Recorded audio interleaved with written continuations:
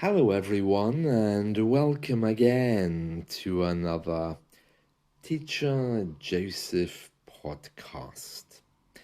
Today, I want to talk about the link between your thinking and your learning. Now, this might seem a little bit strange for you because you probably think that there's no connection between what you think, how you learn, and how successful you are.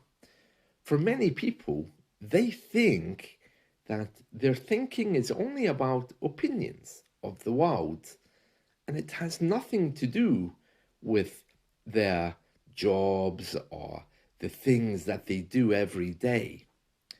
But actually, your thinking has a major impact.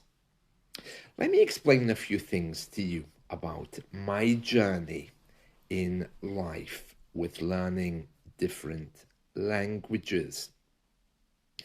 When I first started to learn Spanish, I had this idea, oh, if only I could live in Spain, then my Spanish would be perfect. If only I had access to Spanish books, then my Spanish would be perfect. And I created this world whereby, because I didn't have access to those things, then my learning was never going to be successful. Then the internet came along and I had access to everything in every language. But still, I was saying things like, oh, I really need to be meeting Spanish people. I need to be in Spain. Otherwise, I'm not going to learn. Despite the fact that I was able to place myself in Spanish culture in my own apartment simply by changing all my media to Spanish, it still wasn't enough. I had this preconceived idea that I needed to be in Spain, and that was the only way I was going to be able to learn. Now, I did manage to get some, I suppose, a good level of Spanish actually before I went to Spain, but I was somewhat shocked after I got there because despite the fact that I was sure I needed to be in Spain to learn Spanish, I spent most of my time wandering around asking people if they spoke English. The stress of being in a second country, maybe not living in exactly the way I would have wanted, also fueled this insecurity. Many people who wanted to be my friends realized that as an English teacher and as an English speaker, I could help them with English, and they weren't too open to the idea of helping me with Spanish because, well, they weren't teachers. They were kind of like me. They realized that they needed native speakers there in order to practice. I was so shy speaking Spanish that I didn't really practice very much. And at one point, if there was even one person in Barcelona that was speaking English, I would have found them. Because, when you go to another country, something strange happens. It's like some kind of protective, psychic aura that you create for yourself. You automatically attract people who are the same as you are.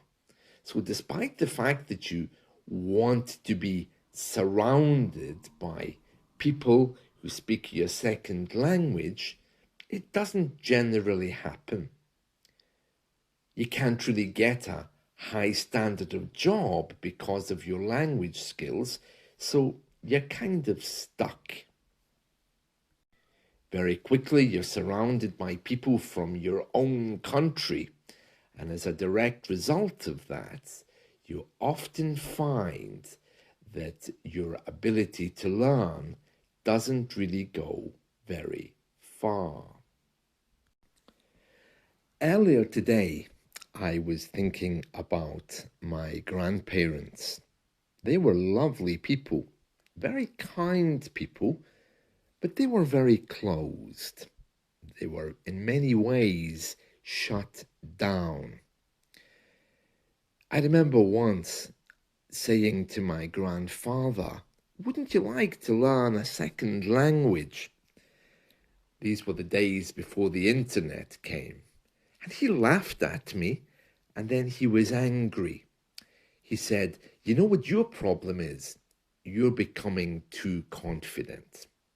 You need to remember where you came from and just accept in life this is where you belong." Because he came from a place where being in a community was the most important. And in that community, if people, for example, learned a second language or became better, they were shunned. The community gave very strong ideas that you should be working in the local factory, you should be marrying people who live in the same street, town, or village, and you almost certainly shouldn't be changing yourself. There were so many barriers for him to learn a language. He was raised, after all, during the British Empire. In those days, you were proud to be British, and English was part of your identity. If you met someone who was from another culture, or if you worked for someone who was from another culture, and they said their name was, let's say, Johann Jodorowsky, then you simply would say, "What? Oh, I'm not having that here. Let's just call you John Smith." And even people's names and identities were changed to ensure that they fitted into the local community. This is something natural in us. We want to conform. We want our friends to like us. And sometimes, if we say we're learning a second language, there's a fear, a danger that our friends will judge us or will shun us. This becomes very clear for those of us who work online, and also for some people who are talking about finance. Let me give you a few examples. Around here where I live, when people say, "What do you do? What is your job?"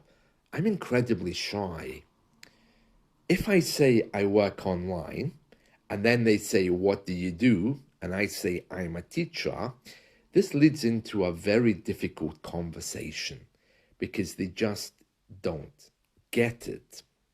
It's a little bit easier after COVID, but still, they don't really understand. So it's much easier to say, "I work in a bed shop." That's what I tell people when they ask. They say, "What do you do?" I say, I sell beds, yes. And then I deliver them. I put them in a truck and I drive to the person's home and deliver the bed. I don't even drive. I know nothing about beds, but that answer is so much more satisfactory than trying to explain. It's not only me that has this trouble. I have a very good friend who loves to invest money in the stock market. He can't tell his family because they have some strong ideas that only rich people do that. And why put your money away when you could be spending it, or you could lose it? One of them said to him recently, "Who do you think you are, Donald Trump?" And it hurt him a lot, so he promised he wouldn't tell anyone that he invests money. It's getting easier for him now because we all know someone, of course, who invests something. But there's still a lot of people out there who have very closed minds. And when our minds are closed, it's not very good for learning. We've all been in that place. My example of wanting to get to Spain to learn Spanish, getting there and then realize that, well, actually, I was better off at home, I think. And there's many other examples of that. For example, these days I have diabetes. I used to think that, wow, diabetes, that's the problem of people who eat too much sugar. They don't look after their health. It's their own fault.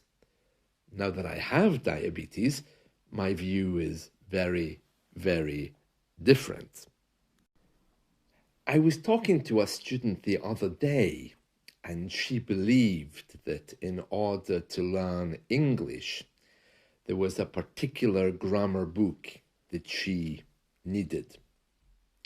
It was a grammar book which was really for linguists. It wasn't even for language learners, but she was sure that if she got this book, then her English would be perfect.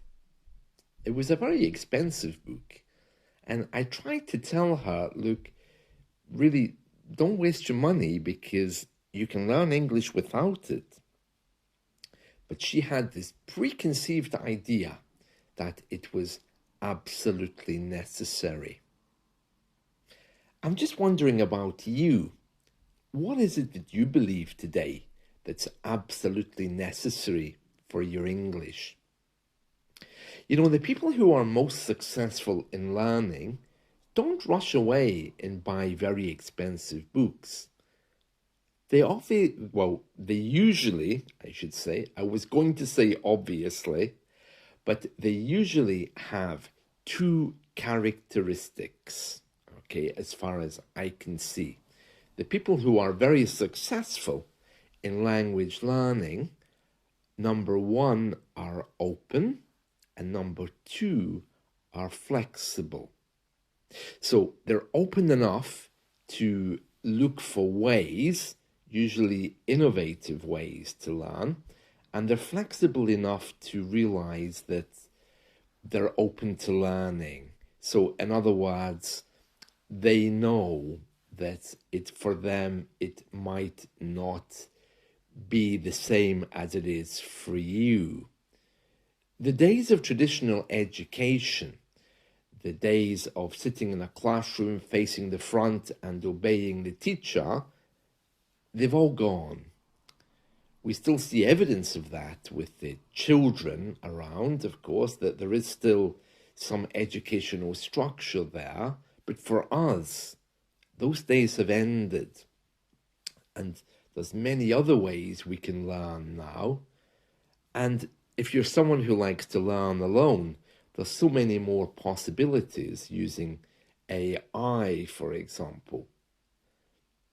The people who are open and flexible usually are like that because they've just discovered that the old way, sitting in a classroom for 3 months or traveling to Malta because they believe that going there for a holiday is the best way to learn English, the people who are most open and flexible have realized that those ways just don't work for them. They have broken through this barrier of preconceived ideas, and they're now at a place where they realize that things have to be different. Here's a few ideas for you. I want you to ask yourself today, how open are you? How open are you? And also, how flexible are you in the way that you learn? If you get a piece of paper, maybe you could write down 10 sentences, 5 about how open you are, and 5 about how flexible you are. And then what you can do is you can look to see how you can be more open and more flexible. maybe to try something you haven't tried before. If you don't like talking to English native speakers because you're afraid, maybe even just one little chat with a language partner, or just even one very small conversation with a native speaker in your office. The more you can push yourself to overcome these barriers that you have, the more you can change your thinking, the more successful you're going to be. These obstacles and barriers that come up, and many of them we don't even see are there, they often are there to teach us things about ourselves. Those barriers, they need to be broken through, not stop you move forward. The other thing I want you to write down on that bit of paper is a sentence beginning with if. If only, and then you can finish it with what your dream has been. Oh, if only I lived in Britain. If only I had English friends. If only I could find a boyfriend who was a native speaker. If only I could have a relationship with. I want you to write down these sentences. You personally, of course, you're going to know what they are. You don't need to tell anyone. But then I want you to reframe them and to see just how much they're holding you back.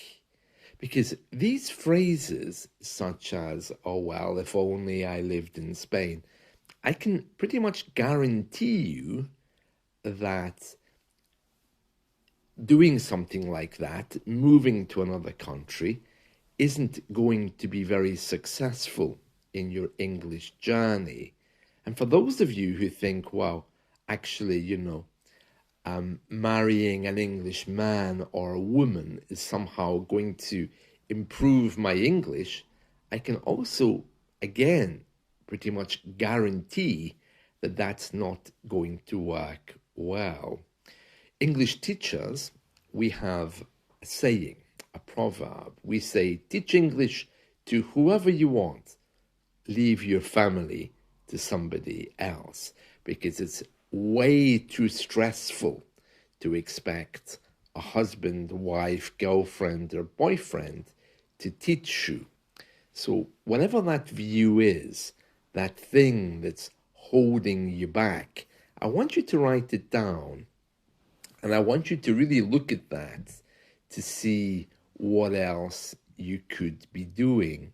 Because I don't think these beliefs are particularly helpful. And even though you think, oh, if only I had this, you might find that it's that idea that's actually stopping you from moving forward now. Well, I've said a lot about this today, so I'm going to end there. But I hope that maybe something that I've said gives you food for thought, as we say in English. It just means I hope that something I've said has made you think about your own language learning journey. That's it from me. See you soon. Bye.